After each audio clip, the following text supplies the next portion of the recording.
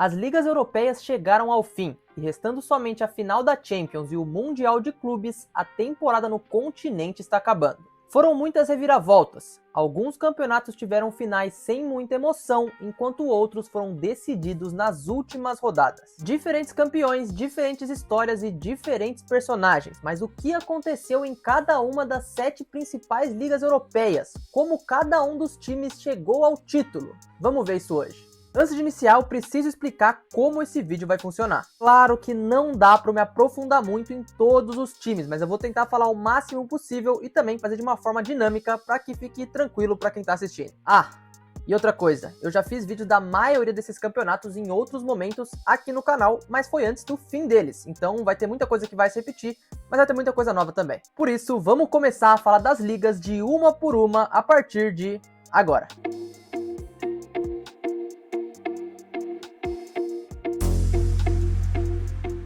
Na Espanha vimos um Barcelona fazendo uma temporada quase perfeita, que por pouco não levou a Champions. Entretanto, se a gente for lembrar do cenário que o Barcelona estava há 9 meses atrás, era um completo caos. O clube era notícia pela falta de dinheiro, pela troca de treinador e pelos problemas para inscrever jogadores, enquanto o seu rival nadava de braçada no país e na Europa. Só que antes de eu falar sobre esse embate, ou melhor, sobre esse espanco, eu tenho que citar algumas outras coisas que aconteceram na La Liga. Com a adição de uma 5ª vaga para a UEFA Champions League vindo da Liga, o Villarreal acabou conseguindo um espaço, enquanto o Real Betis, que teve a chance de vencer a Conference League, ficou de fora da Champions. Só que mesmo perdendo uma final europeia, o Betis conseguiu garantir uma vaga para a Europa League vindo da Liga, então dá meio que na mesma. Mas a grande história do clube nesse ano é a superação de Antony. O jogador, após passar por humilhações na Inglaterra, chegou ao clube espanhol fazendo chover, marcando 9 gols e 5 assistências e se recolocando no cenário do futebol europeu com o Atlético de Madrid como um dos interessados. Atlético de Madrid esse que fez até uma temporada aceitável em termos de desempenho, mas caiu para seus rivais locais nas oportunidades de título que tinha.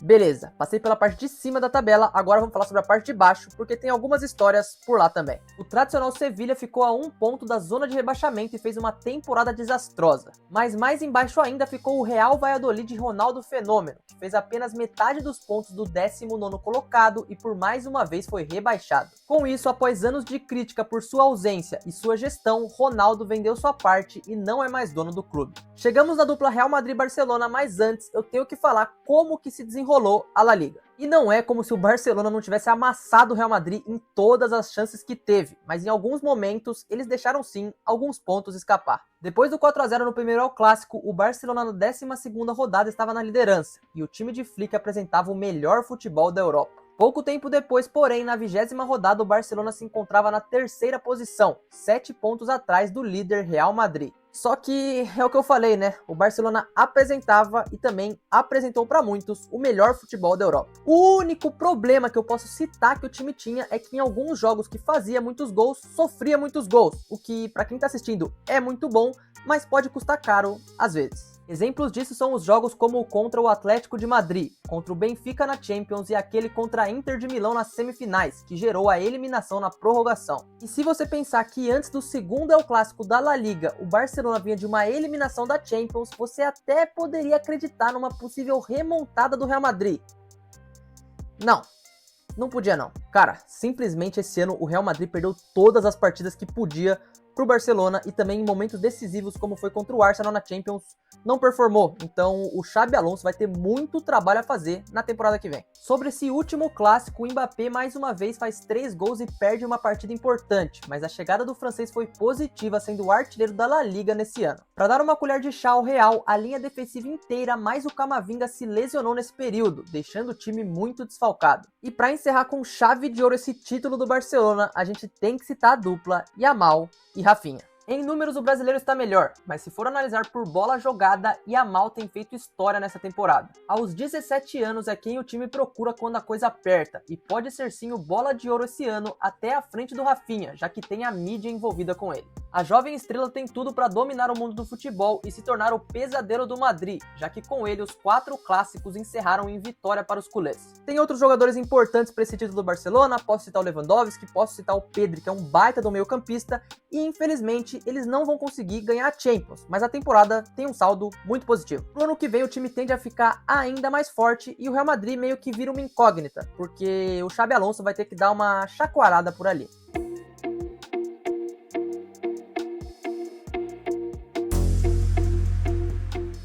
Imagina uma equipe que na 29ª rodada, faltando 5 jogos para o final do campeonato, está a 9 pontos do segundo colocado. Você acreditaria que ainda daria para perder o título? Pois é, e eu não tô falando nem de Botafogo, nem de Arsenal e nem de Borussia, e sim do Ajax. E eu sei que a Liga Holandesa não é das mais faladas, mas esse ano teve uma das melhores histórias e para você entender melhor, eu vou te dar um contexto sobre como foi tudo isso. Ano passado o vencedor foi o PSV, que seguia como grande favorito, já que tinha o melhor elenco e o outro maior time do país, Ajax, não tinha figurado nem no top 4 da última temporada. Isso ficou comprovado logo no começo do campeonato, com o PSV na rodada 15 estando a 11 pontos na frente do Ajax, e na Champions conseguiu se classificar para o mata-mata. Aí você pensa que o PSV está muito à frente, o que pode acontecer? Pode acontecer muita coisa. Primeiro que a equipe sofreu com lesões, como por exemplo de Tillman, que era uma peça importante. Além disso, o acúmulo de competições fez mal ao grupo, até passando pela Juventus, mas caindo de forma vexatória para o Arsenal na Champions, e na Liga fazendo uma sequência perdendo muitos pontos. Agora, mesmo assim, para tirar 11 pontos, o Ajax teria que ser quase como o perfeito, e eles foram. Por 4 meses. Entre os dias 15 de dezembro até 9 de março, o Ajax não deixou escapar um mísero ponto, vencendo todas as partidas até chegar no grande clássico da rodada 27. Contra o PSV, a equipe venceu mais uma vez, 2-0 com gols de Klaassen e Traoré, que deixaram o time com 9 pontos de vantagem, algo que duraria até a rodada 29, faltando agora só mais 5 jogos. E é aqui que a loucura começa a acontecer, se liga. O Ajax sofre um sonoro 4-0 na rodada 30, com gol do conhecido Haller, enquanto o PSV venceu o Twente. Na próxima partida, o Ajax empata no último minuto, enquanto na rodada 32 tomou 3-0 de um time que eu nem vou saber pronunciar o nome. Do outro lado, o PSV venceu o Fortuna Sittard, e no jogo contra o Feyenoord, um jogaço. Mesmo após sofrer 2-0, virou um jogo com um show de Noah Lang e Perisic. Assim, faltando 2 jogos, a vantagem tinha acabado, mas o Ajax ainda dependeria só dele. Cara, só que tava óbvio o que ia acontecer. Tava desenhado. Enquanto o atual campeão tinha vencido seu jogo, a torcida assistia do estádio o fim do jogo do Ajax, que sofreu um empate no último minuto e deixou o PSV na frente. Assim, na última rodada, os dois venceram e o PSV se sagrou campeão da Eredivisie. Que pipocada, hein? Meu Deus. Ah, para deixar uma última informação antes de ir para a próxima, o brasileiro Igor Paixão foi o vice-artilheiro da Eredivisie jogando pelo Feyenoord. Bom ressaltar.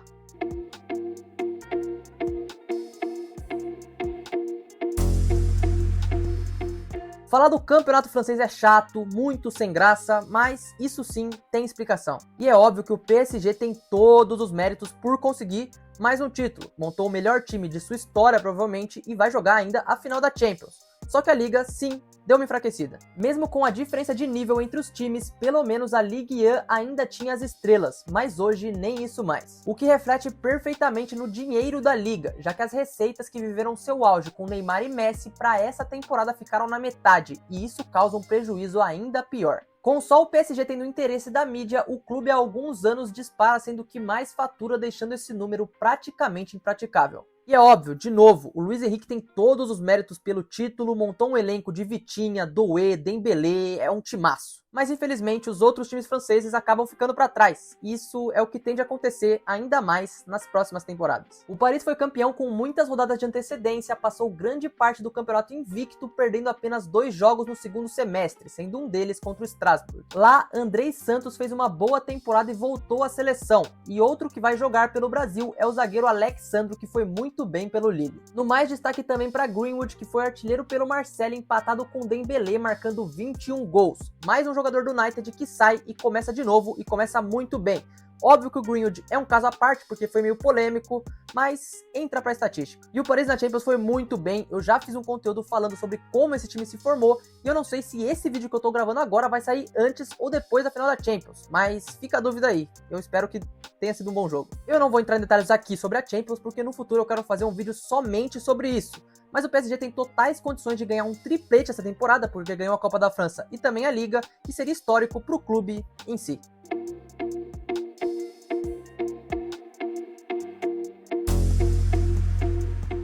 Na Inglaterra, um ano atípico. Uma Premier League com um campeão de forma muito antecipada e nas Copas times diferentes vencendo. História para o Newcastle na Copa da Liga e história para o Crystal Palace que venceu a final contra o City na FA Cup. Bom, no caso da Premier League, o vídeo que eu fiz já é bem mais recente falando do campeonato e lá eu falei com muito mais profundidade sobre todos os assuntos, mas aqui eu vou dar uma resumida. Sobre os clubes, começando por Tottenham e United, que fizeram temporadas péssimas nacionalmente, mas pelo menos o Tottenham conseguiu vencer o título da UEFA Europa League sobre o Manchester, e Postecoglou cumpriu sua profecia. Já o Chelsea também venceu um campeonato europeu, se tornando assim o primeiro time a vencer todas as ligas da UEFA, e na Premier conseguiu a vaga para a Champions também. No geral, uma temporada muito positiva para o Chelsea, tá? Conseguiu uma vaga na Champions e também conseguiu um título europeu. Mas vamos continuar. Newcastle, Villa e Nottingham disputaram até a última rodada uma possível vaga na Champions, mas acabou ficando com só um deles. O sortudo foi o Newcastle, que além de um título vai jogar o principal campeonato da Europa no que vem. Pena do Aston Villa, que foi bem essa temporada e não jogará novamente, e do Forest, que se manteve na parte de cima durante todo o campeonato e ficou fora. Ainda resta me falar de Liverpool, de City e de Arsenal, mas antes disso eu paro aqui para pedir para você deixar o seu like e se inscrever aqui no canal. A pesquisa desse vídeo foi uma das maiores que eu já fiz, é óbvio, eu não assisto todas essas ligas, só que eu me interessei sobre o assunto e também para trazer o melhor conteúdo possível, então me dá uma chance. Para falar do top 3, a gente tem que entender como foram as últimas temporadas para que a gente possa falar como essa teve menos competitividade. Nos 2 anos anteriores, a quantidade de pontos para ser campeão foi muito maior e a distância entre primeiro e segundo menor. O City, porém, viveu um fim de um ciclo. De Bruyne se despede do clube após muitos anos e Guardiola passou por alguns problemas pessoais, tendo ainda o Mundial para disputar e precisando encontrar um novo City para o ano que vem. O Arsenal, por sua vez, não evoluiu pensando as últimas temporadas e apesar da semi da Champions, o progresso caiu. Parece que eu tô me repetindo, mas eu já fiz um vídeo aqui também sobre o Arsenal e sobre como eles não ganharam títulos nos últimos 5 anos e também a falta que faz um camisa 9, porque eles não aproveitam as chances de gol que eles têm e eles poderiam fazer muito mais se tivessem um. Eu particularmente acho que o Arteta vai ter mais um ano, mas se ele não conseguir conquistar nada de novo, ou pelo menos não ter uma clara evolução, pode ser que a diretoria sim decida por trocar o treinador. Agora o Liverpool, o grande campeão da Premier League, que depois da histórica passagem de Jürgen Klopp foi muito bem já com seu novo treinador Arne Slot. Entre os nomes destacáveis temos que falar de Gravenberch, também de Van Dijk, que mais um ano foi um dos melhores do mundo na posição, mas é impossível não citar Mohamed Salah. Os números foram de bola de ouro, incluindo na Premier League 29 gols e o título do Liverpool foi antecipado e merecido, e ainda foi garantido numa vitória de 5-1 em Anfield sobre o Tottenham, um momento absurdo. Pro ano que vem, vamos ver se vai manter, porque o Arnold vai sair pro Real Madrid, o Liverpool conseguiu manter sim o Salah e o Van Dijk e renovar os contratos deles, mas a Premier League esse ano foi um caos, então vamos ver qual Premier League que a gente vai ver na temporada que vem.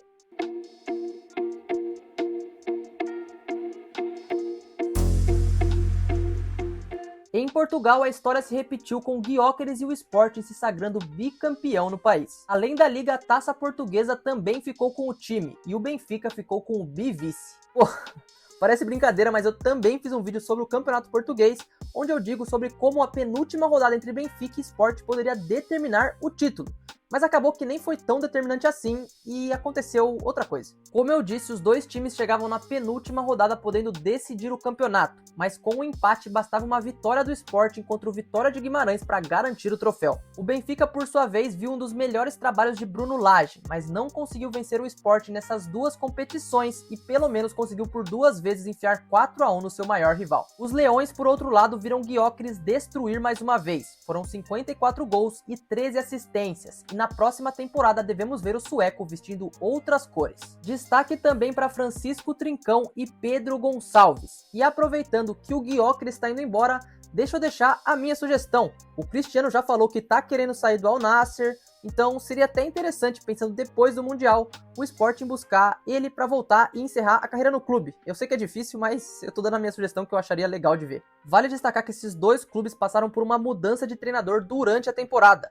Só que... e o Porto? Por que eu não falei deles ainda? A torcida do Porto viu seu time não render tão bem esse ano. Tanto o Vitor Bruno quanto o Martin Anselmi não conseguiram fazer esse time jogar bola. E após a morte do antigo presidente Pinto da Costa, foi até compreensível esse resultado. E alguns jogadores foram caindo de rendimento, o que é o caso de Samu, que fez uma segunda parte de temporada inferior à primeira. Pelo menos uma coisa boa foi a ascensão do meia Rodrigo Mora, que já desperta interesse de grandes clubes europeus e pode sim render muito dinheiro para o futuro. Também tem o fato que o Porto conseguiu ficar em terceiro lugar e assim se garantir direto na Liga Europa. Já falei de Gyökeres, mas do lado do Benfica tenho que falar do Pavlidis também, que fez bastante gols esse ano e foi um dos destaques, querendo ou não. No mais, podemos estar vendo o início de uma era de dominância leonina, já que pelo menos desde 1975 o time não havia sido bicampeão dessa forma. Em Portugal, acho que meio que é isso. O campeonato sempre se divide entre esses 3 times, só que pelo menos esse ano teve emoção até o final, e a dobradinha do Sporting foi completamente merecida.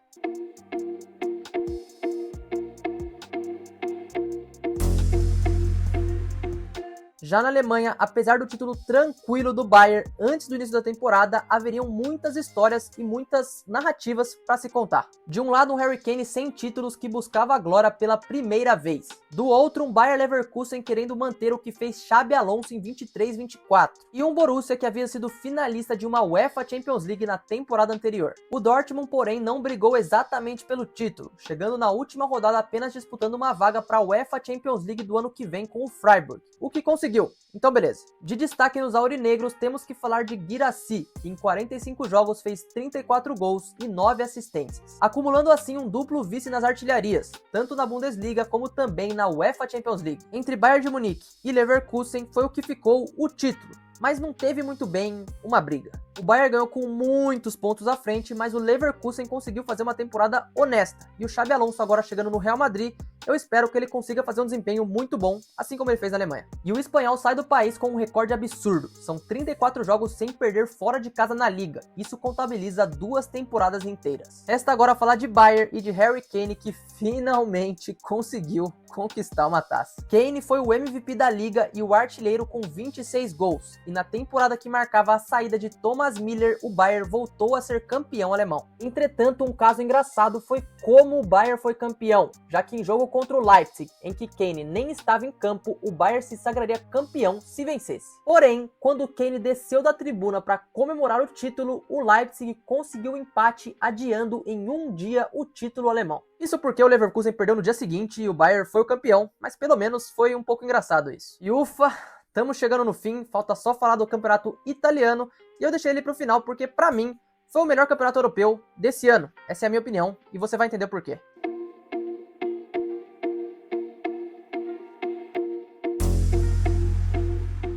E de novo, prometo que essa é a última vez que eu vou falar isso, mas eu já tenho um vídeo sobre o campeonato italiano, só que eu fiz há muito tempo atrás e acabou que eu errei a grande maioria das previsões que eu fiz no final do vídeo.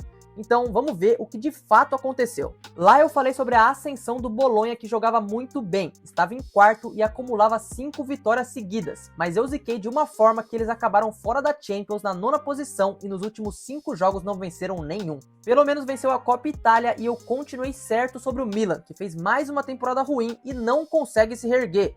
É triste, mas é verdade. A Juventus, após todos os anos de crise de Agnelli e sua gestão, é outro que se enfiou em um buraco muito grande, e esse ano de novo não conseguiu render. A equipe conseguiu cair na Champions para o PSV, para o Empoli na Copa Itália, apesar de conseguir ficar em quarto e ir para a Champions novamente pelo campeonato italiano. Ainda teve que ver Moise Kean deitando e sendo vice-artilheiro na Fiorentina, enquanto Vlahovic segue sendo um jogador caro que não rende nada. A Atalanta não tem muito o que eu falar, conseguiu manter a 3ª posição que estava quando eu fiz aquele outro vídeo, e também, pelo menos, conseguiu emplacar 2 entre os 3 artilheiros. Lukman, que ficou em terceiro com 15 gols, e em primeiro Reteg com 25.